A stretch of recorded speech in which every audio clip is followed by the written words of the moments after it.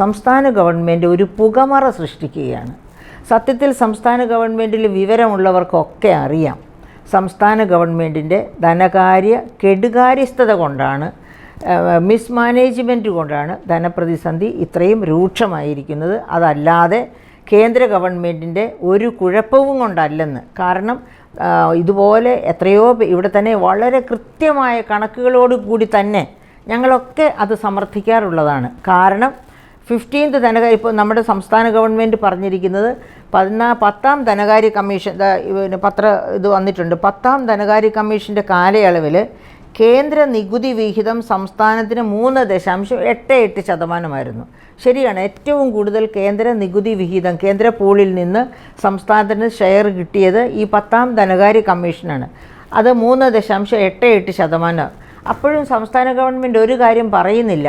അന്ന് നികുതി പൂൾ എന്ന് പറയുന്നത് ആകെ പൂളിൻ്റെ 32%, അതായത് കേന്ദ്രം സമാഹരിക്കുന്ന ഡയറക്റ്റ് ടാക്സസ് എല്ലാത്തരം നികുതികളുടെയും, അതായത് income tax, corporate income tax, central excise, customs, ഈ 4 ഏറ്റവും പ്രധാനപ്പെട്ട സെൻട്രൽ ടാക്സസ്. ഈ 4 കേന്ദ്രത്തിൻ്റെ മാത്രം അധികാര പരിധിയിലുള്ള 4 നികുതികൾ, ഇത് 4 ഞാൻ ഈ പറഞ്ഞത്. അതായത് corporate income tax, central excise, customs.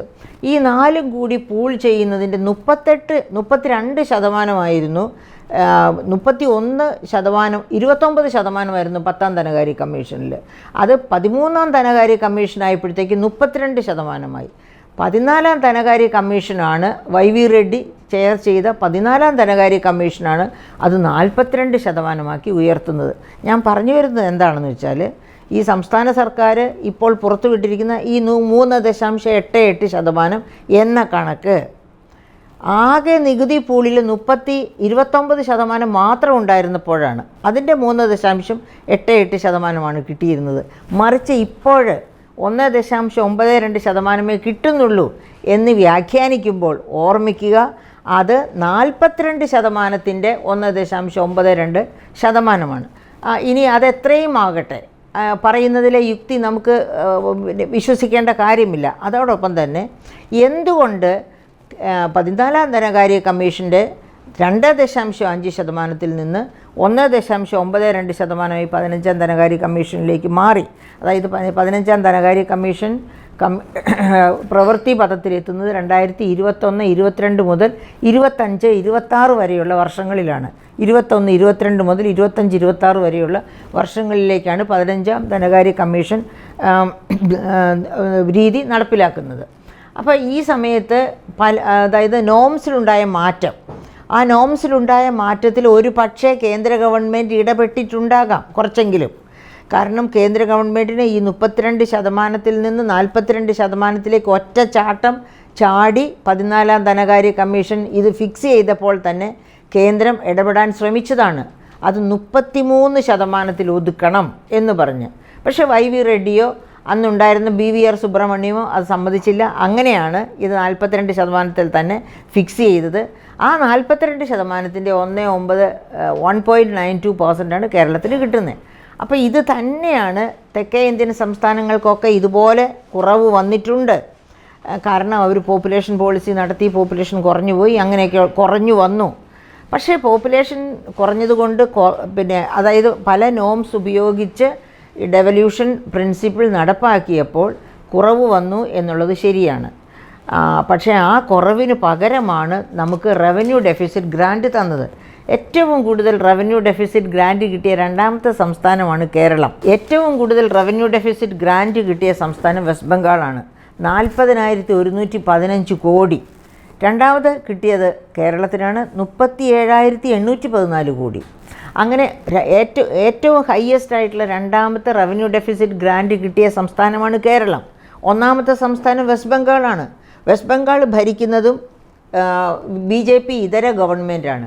Keralam ഭരിക്കുന്നതും BJP ഇതര ഗവൺമെൻറ്റാണ്. അപ്പോൾ BJP ഇതര ഗവൺമെൻറ്റിനുള്ള അവഗണന എന്ന് പറയുകയാണെങ്കിൽ വെസ്റ്റ് ബംഗാളിനും അതേ അവഗണന കിട്ടേണ്ടതല്ലേ? കിട്ടിയിട്ടില്ല. അവർക്കാണ് ഏറ്റവും കൂടുതൽ റവന്യൂ ഡെഫിസിറ്റ് ഗ്രാൻറ്റ് കിട്ടിയത്. പിന്നെ റവന്യൂ ഡെഫിസിറ്റ് ഗ്രാൻറ്റ് ഈ വർഷം ഏറ്റവും കുറഞ്ഞു പോയി എന്നാണ് സംസ്ഥാന ഗവൺമെൻറ് കരയുന്നത്. അതങ്ങനെയാണ്. ആദ്യ വർഷങ്ങളിൽ ഏറ്റവും കൂടുതൽ, പിന്നെ അങ്ങനെ കുറേശ്ശെ കുറഞ്ഞ് അവസാനമാകുമ്പോൾ ലാസ്റ്റ് ഇയറിൽ കിട്ടാതെ വന്നേക്കാം. അപ്പോൾ ഇതൊന്നും അവഗണനയല്ല. സുപ്രീം കോടതിക്ക് അറിയാം, അറ്റോർണി ജനറൽ അറിയാം, അത് കപിൽ സിബലിനും അറിയാം. പക്ഷേ നിന്ന് പിഴയ്ക്കാൻ വേണ്ടി ഞാൻ നേരത്തെ പറഞ്ഞതുപോലെ സംസ്ഥാനത്തെ ജനങ്ങളെ ഒരു പുകമറയ്ക്കകത്ത് ആക്കുക. അതായത് അടുത്ത ജനറൽ ഇലക്ഷൻ വരുമ്പോഴേക്കും ഇത് വോട്ട് ബാങ്കിന്, ഇപ്പോഴത്തെ ധനപ്രതിസന്ധി ഞങ്ങൾ മുഖാന്തരം സംസ്ഥാന ഗവൺമെൻറ്റിൻ്റെ പിഴവ് കൊണ്ടല്ല, കേന്ദ്രം അവഗണിക്കുന്നത് മൂലമാണ് എന്ന് എസ്റ്റാബ്ലിഷ് ചെയ്യുക. അങ്ങനെ അതിൻ്റെ പേരിൽ വോട്ട് പിടിക്കാൻ പറ്റുക. അതിനു വേണ്ടിയാണ് ഇങ്ങനെയൊരു പുകമറ സൃഷ്ടിച്ചിരിക്കുന്നത് എന്ന് മനസ്സിലാക്കുകയാണ് ഇപ്പോൾ അനിവാര്യമായിട്ടും വേണ്ടത്.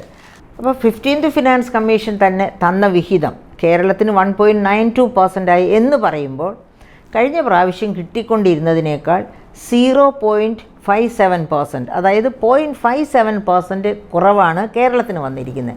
നമുക്ക് കർണാടകത്തിൻ്റെ കാര്യം ഒന്ന് എടുക്കാം.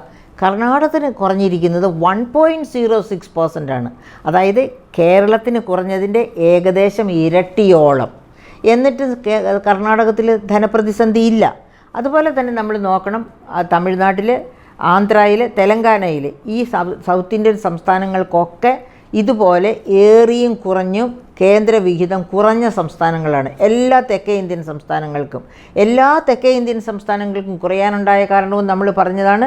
കേന്ദ്ര ഗവൺമെൻറ്റിൻ്റെ പോപ്പുലേഷൻ പോളിസി, അതായത് replacement rate of growth of പോപ്പുലേഷനിലെത്തുക, അതായത് സ്ഥിര വളർച്ചയുള്ള പോപ്പുലേഷനിലേക്ക് എത്തുക. എടുത്തു ചാടി വളരുന്ന പോപ്പുലേഷൻ ഗ്രോത്തിൽ നിന്ന് സ്ഥിര വളർച്ചയായി നിൽക്കുന്ന പോപ്പുലേഷൻ ഗ്രോത്തിലേക്ക് എത്തുക. അതാണ് replacement rate of growth of population എന്തുകൊണ്ട് ഉദ്ദേശിക്കുന്നത്. ആ നയം എല്ലാ തെക്കേ ഇന്ത്യൻ സംസ്ഥാനങ്ങളും ഏതാനും ചില വടക്കേ ഇന്ത്യൻ സംസ്ഥാനങ്ങളിൽ നടപ്പിലാക്കി. ഈ പറയപ്പെട്ട എല്ലാ സംസ്ഥാനങ്ങൾക്കും ഇതുപോലെ കുറവ് വന്നിട്ടുണ്ട്. അങ്ങനെ വരുമ്പോൾ ഇവരാരും പക്ഷേ ധനപ്രതിസന്ധിയിലല്ല. ഇനി ധനപ്രതിസന്ധി ഉള്ള കേരളത്തിന് ഇവിടെ റവന്യൂ ഡെഫിസിറ്റ് വളരെ കൂടുതലാണ്. അതിൻ്റെ കാരണങ്ങൾ ബോധ്യപ്പെടുത്തിക്കൊണ്ടാണ് 17 സംസ്ഥാനങ്ങൾക്ക് മാത്രമേ revenue deficit grant finance commission അനുവദിച്ചിട്ടുള്ളൂ. ആ 17 സംസ്ഥാനങ്ങളിൽ ഒന്നാം സ്ഥാനത്ത് നിൽക്കുന്നതാണ് ഞാൻ നേരത്തെ സൂചിപ്പിച്ച വെസ്റ്റ് ബംഗാൾ. എത്രയാണ് റവന്യൂ ഡെഫിസിറ്റ് ഗ്രാൻറ്റ് വെസ്റ്റ് ബംഗാളിന് കിട്ടിയിരിക്കുന്നത്? 40,115 കോടി. രണ്ടാമത്തെ പൊസിഷനിലാണ് കേരളമുള്ളത്, 37,814 കോടി. അപ്പോൾ ഇതിൽ നിന്നൊക്കെ വളരെ ക്ലിയറാണ്, ഈ പറയപ്പെട്ട മറ്റൊരു സംസ്ഥാനത്തും ധനപ്രതിസന്ധിയില്ല. വെസ്റ്റ് ബംഗാളിലും ധനപ്രതിസന്ധിയില്ല, പക്ഷേ അവർക്ക് കടം കുറച്ച് ഏറിയിരിക്കുന്നു എന്ന് മാത്രമേ ഉള്ളൂ. കേരളത്തിലാണ് എല്ലാ വിധത്തിലും, അതായത് എവിടെ തിരിഞ്ഞു നോക്കിയാലും ഒരു ചെലവിനും പണമില്ലാതെ നട്ടം തിരിയുകയാണ്. അതുകൊണ്ട് തന്നെയാണല്ലോ നേരത്തെ സൂചിപ്പിച്ചതുപോലെ സാമൂഹ്യ സുരക്ഷാ പെൻഷൻ 7-8 ഗഡു കിട്ടിയില്ല എന്ന കാരണം കൊണ്ട് ജീവിക്കാൻ നിവൃത്തിയില്ലാതെ ഒരു കുറിപ്പ് എഴുതി വെച്ചിട്ട് ഗവൺമെൻറ് കാരണമാണ് ഞാൻ മരിക്കുന്നത് എന്ന് പറഞ്ഞ് മരിക്കേണ്ടി വന്ന ഒരു പാവപ്പെട്ട മനുഷ്യൻ. അപ്പം ഇതിൽ നിന്നൊക്കെ മനസ്സിലാകുന്നത് എന്താണ്? ഗവൺമെൻറ് ഒരു പുകമറ സൃഷ്ടിക്കാൻ ശ്രമിക്കുകയാണ്. പക്ഷേ കേരള ഗവൺമെൻറ് ഒരു കാര്യം ഓർക്കണം, കേരളത്തിലെ ജനങ്ങൾ ലിറ്ററസി ഉള്ളവർ മാത്രമല്ല, യുക്തിസഹമായി ചിന്തിക്കുന്നവർ കൂടിയാണ്. ഒന്നും 2 എന്ന് തന്നെ അവർ വായിച്ചിരിക്കും. അതുകൊണ്ട് വേണ്ടതുപോലെ ചെയ്ത് തിരുത്തലുകൾ നടത്തിയില്ലെങ്കിൽ, ആ തിരുത്തലുകൾ നടത്തുന്നു എന്ന് ജനത്തിന് ബോധ്യപ്പെട്ടില്ലെങ്കിൽ അടുത്ത ഇലക്ഷന് ക്ഷായുള്ള വരച്ചിരിക്കും.